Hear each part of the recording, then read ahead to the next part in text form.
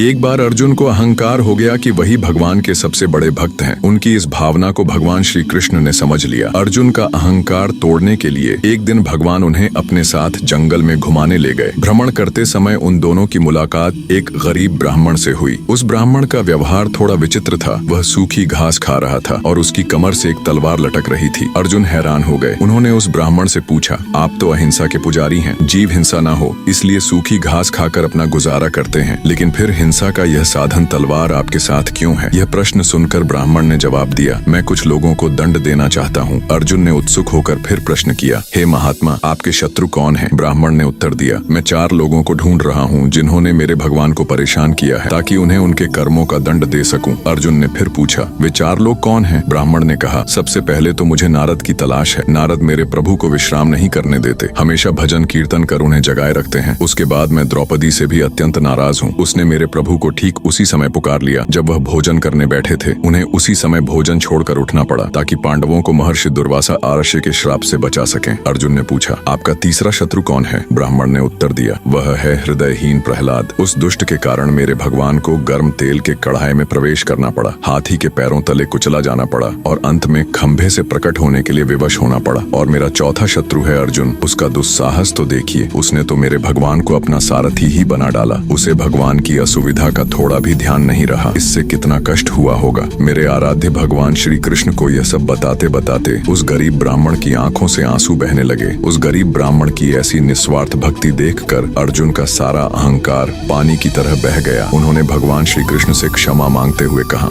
मेरी आंखें खुल गई। प्रभु, इस जगत में न जाने आपके कैसे कैसे अद्भुत भक्त हैं। मैं तो उनके आगे कुछ भी नहीं हूँ।